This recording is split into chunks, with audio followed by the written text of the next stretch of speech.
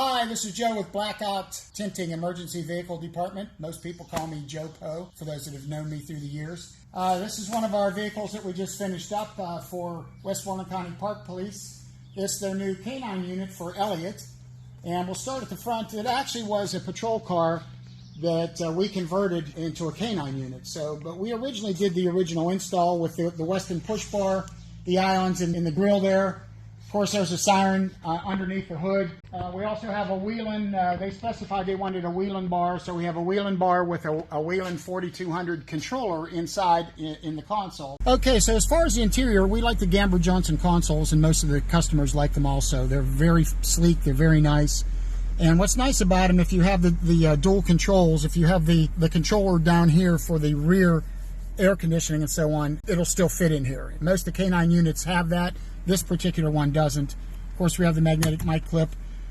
In the console, once again, we have the Whelen 4200. We have the Motorola, I believe it's a 4500 remote radio with their laptop mounted on a Gamber Johnson arm. And what we added now, after the original cage and everything was taken out, we have the CoolGuard Plus by American Aluminum, which is a touch screen that monitors and does everything for the dog. And what's nice about it, it's full color. There's a lot of adjustments in it. You can set different temperature settings and so on and so forth. And we really like it because it's nice and it's easy to work. The nice thing about this system is it's very well protected.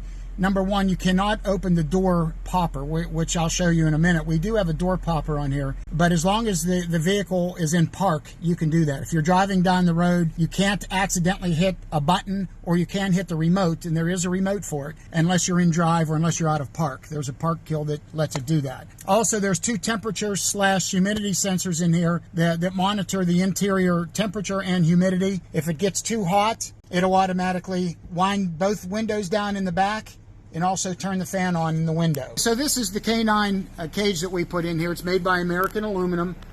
We use either the Havas cage or the American Aluminum. They preferred this one for whatever reason. We're flexible to use either one.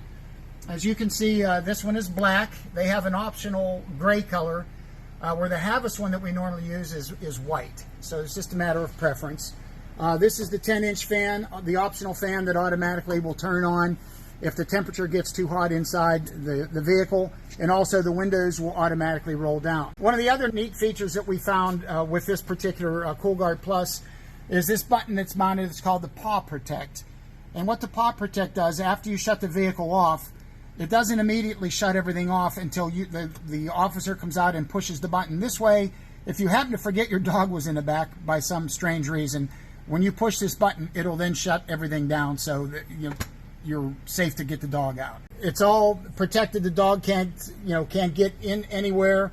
There's a water bowl in there that we normally mount, and it's removable and it won't spill. Also, it's hard to see, but there's a sliding door that slides in here, so if you want to open it up to pet the dog or for whatever reason.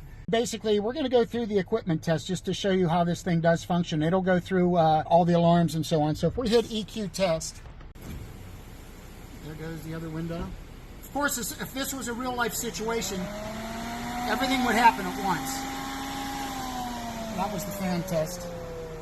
There's also an optional pager that you can get for this, which we did not put in here. Most companies don't get the pager. But that runs through the test, and there the door popper it just opened the door. We'll do it again. So we're going to demonstrate how the door popper works. What's nice about this, they call them rescue units. There's two units come with it. One of them has a really nice belt clip, a leather belt clip that the officer can put on his belt, and the other is basically a spare. And the other nice thing about this, even though the system isn't physically on per se, when it's parked and the key's out and you walk out, when you push the button twice, the first push unlocks it. The second one will automatically pop the door. And if you notice, it's on the curb side. It's not on the side where the animal could get out, and get hit by another vehicle or something. And the popper mechanism is a solenoid that we mount inside the door. We love doing those, actually. Canines seem to be our specialty at this point for whatever reason. And this is where the company recommends that the actual actuator goes. Now the Havas one that we put in is a little different. It mounts down low and goes that way. Of Quality-wise, they're both about the same. It's just really a matter of preferences. There are pros and cons to either one that if you're interested in getting something for your canine, we could discuss. Oh, and the other thing that needs to be done with these is there's a little antenna that is placed on the roof. It's a little rubber ducky almost, and that's so the remotes work well. And that's it. So this is Elliot. This is going to be your new home here very shortly. Anyone out there that has a canine unit or thinking about a canine unit, give us a call and we'll be glad to help.